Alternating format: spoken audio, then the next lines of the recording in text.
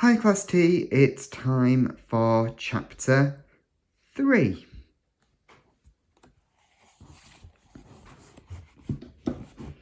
A roaring engine. The night air whistled past Mr. Penguin's ears as he fell from the rooftop. In his panic, it was all he could do to hold on to the briefcase with one flipper and clamp his other flipper to his hat. Bump! Mr. Penguin and Colin hit an intricately carved windowsill and bounced like rubber balls bouncing off the walls of a squash court. "Oh no! Oh no! Oh no!" cried Mr. Penguin. He gritted his beak, waiting to crash on the ground. But suddenly he hit something and pinged right back up into the air. He opened an eyelid, a crack, and saw that he had bounced off one of the bendy flagpoles at the hotel's main entrance. Mr. Penguin was now flying upwards towards the roof in the direction of the mean-faced bodyguards and their villainous boss. He didn't know what was worse, hurtling towards the ground or flying up to meet those brutes with their ham-sized fists. Luckily, neither of these things happened in a flash. Colin lassoed his friend with another glistening strand of web and tugged him back downwards. The pair were once again zooming towards the market below. Mr. Penguin yelped and closed his eyes. Rip! They tore through one of the hotel's canopy shades and crash, squelch, landed in a large crate of satsumas on the back of a rickshaw. Breathlessly, Mr. Penguin sat up. Both he and Colin were covered in sticky orange pulp. The briefcase fell open. The lock must have broken in the crash, and Mr. Penguin grabbed the object from inside, shoving it into his satchel. The two adventurers jumped out of the crate and shook themselves dry-ish. "Where now?" Mr. Penguin asked, frantically looking about. All around him was a fuzzy blur of activity. Traffic whizzed by, and the market stall holders were shouting about the grub sizzling on their huge pans. Mr. Penguin's tummy grumbled. "Oh," he thought happily, "I could just do with a bite or..." "Ooh." Colin tapped on the flipper. His pad said, "Over there." And Colin pointed across the street. To Mr. Penguin's surprise, Edith was sitting on the back of an enormous and actually not terribly safe-looking motorbike. Gordon, serene as always, was nestled neatly on top of her headscarf. Colin grabbed Mr. Penguin by the flipper before he could ask any questions, and they weaved their way across the busy street. "Yikes!" Mr. Penguin cried as a car whizzed past his beak. "Crikey!" he yelled as a bike, teetering with a tower of parcels, narrowly avoided his foot. "Great prawn crackers!" Mr. Penguin squawked as Colin pushed him out of the way of a racing rickshaw. Eventually, they made it to the other side of the road. "Where did you get that motorbike from, Edith?" Mr. Penguin shouted over all the noise. Edith looked a bit sheepish. "I've,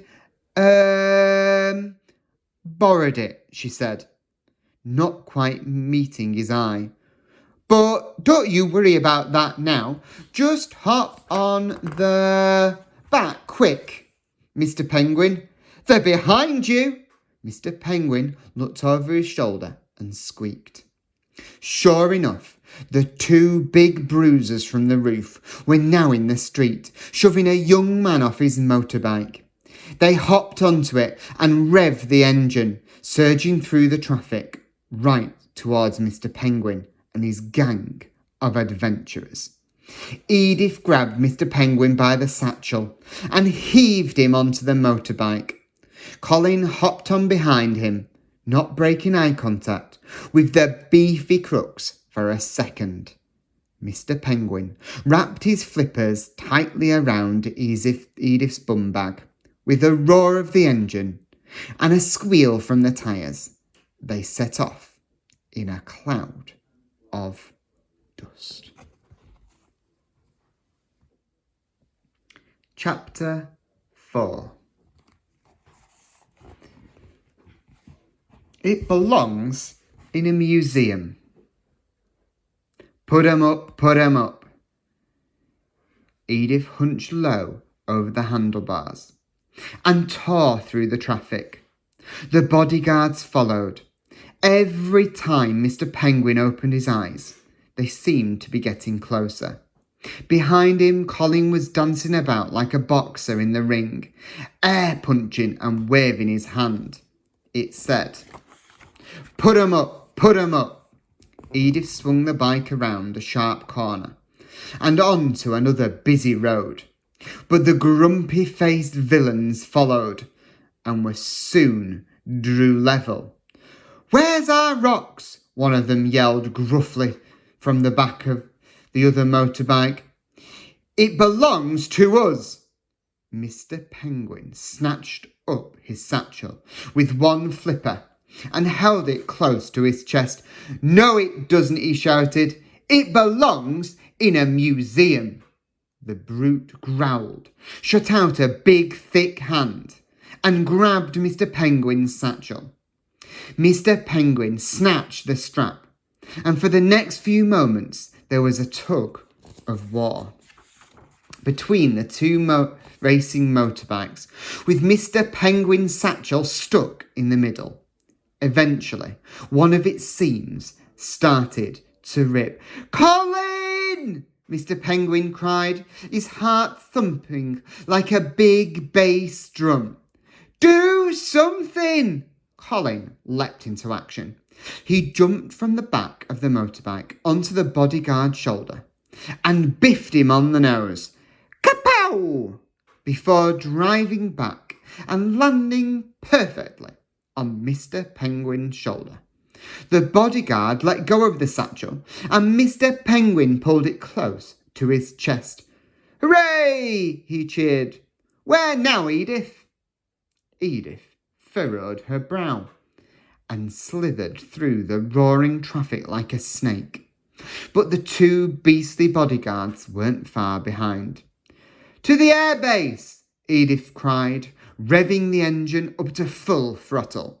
She slammed her foot on the pedal and skillfully swerved the motorbike down the street. She suddenly hunched low again and yelled, "Duck! Ouch! Where?" Mr. Penguin asked, looking around brightly. He loved feeding the ducks in the park near his home in Cityville. "No!" cried Edith, "duck!" And she flattened herself as low as she could go. Colin pounced on Mr. Penguin's head to push it down as Edith drove the motorbike right between the wheels of an enormous rubbish lorry. The gigantic vehicle roared over their heads.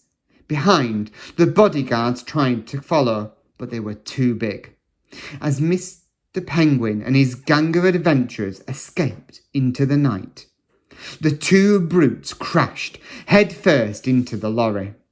They flew off their bike and landed with a disgusting squelch in the back, covered from head to toe in foul-smelling rubbish. A large black car swerved into the side road on two wheels and slammed on the brakes with a dreadful screech, sending a great cloud of dust and exhaust fumes billowing into the air.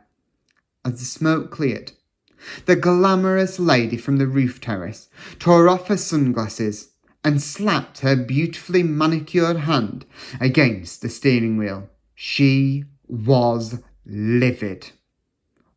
On her chest, the strange brooch glinted in the glow of a nearby street lamp.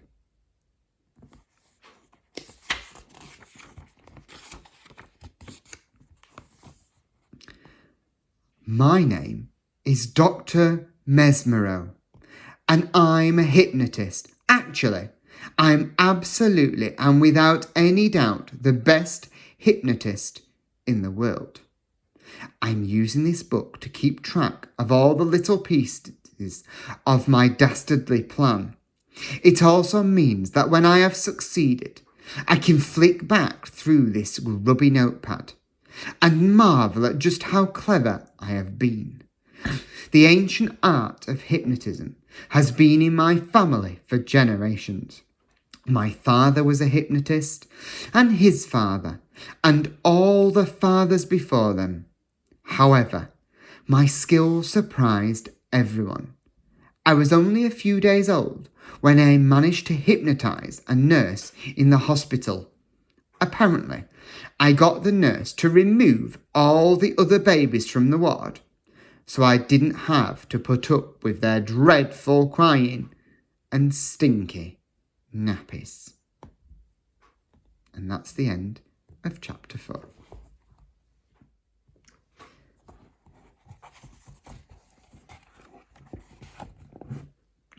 Chapter 5. A MidAir fish finger sandwich. Half an hour later, Mr. Penguin was making himself comfortable in the back of an aeroplane that Edith had borrowed. She'd been quite vague on the detail of who she'd borrowed it from and how. But whatever had happened, Edith and Gordon were now in the cockpit with Mr. Penguin, and Colin settled in the back. Mr. Penguin had to admit that Edith's ability to fly a plane had come as a bit of a surprise, just like her being able to ride a motorbike. "Oh, it's wonderful what you can learn in a library," she'd said when Mr. Penguin asked her. Then she'd bundled him into the back of the plane. There'd been no more time for questions as they'd clattered down the runway and made a sharp climb into the air. Mr. Penguin looked around the back of the plane. It wasn't sleek like the photographs he'd seen in travel agents' windows in Cityville. In fact, it was a small affair and looked as if it had been cobbled together from any old bits of metal that were going spare.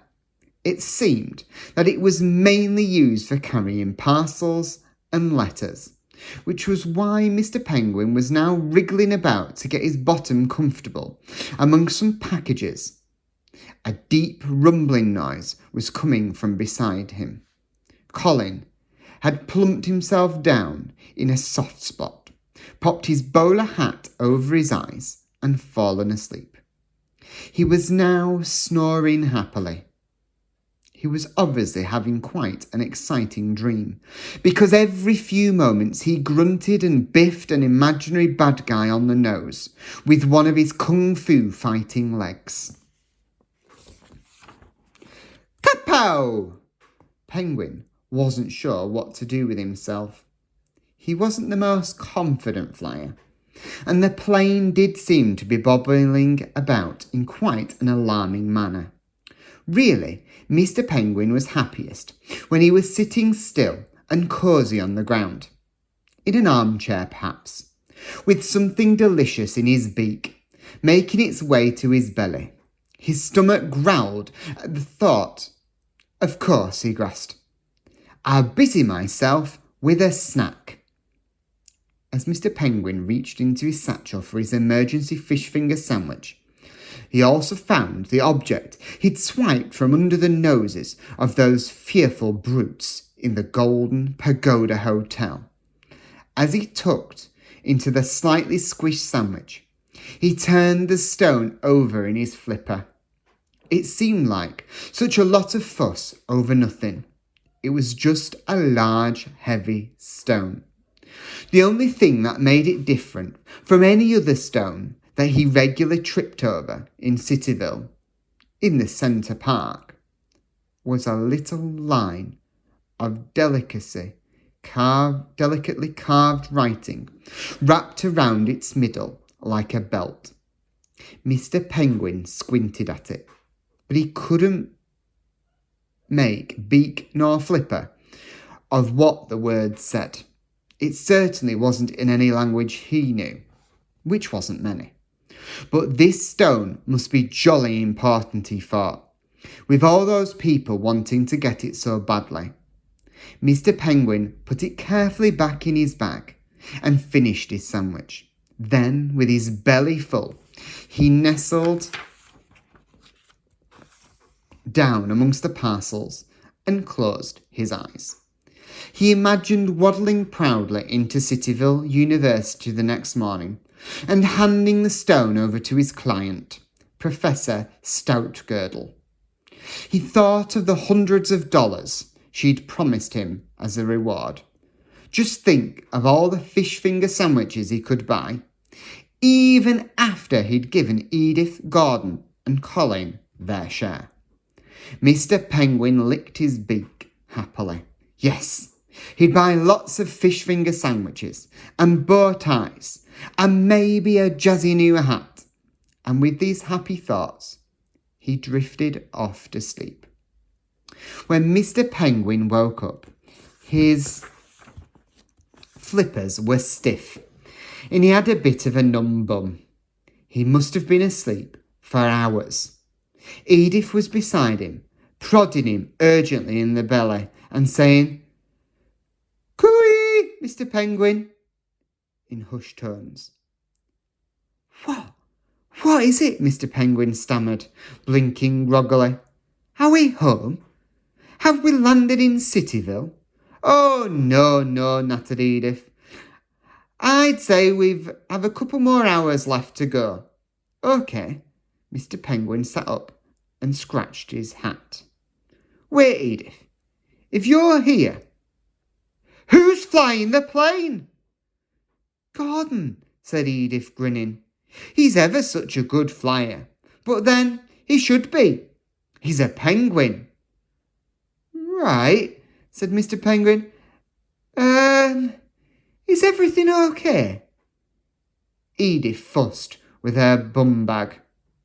"I think we've got a little bit of a problem," she said. "We seem to have made a bit of a boo-boo. We've run out of gas and we might be about to crash." "Crash!" yelped Mr. Penguin, leaping to his feet. Edith pointed to the window behind Mr. Penguin's head.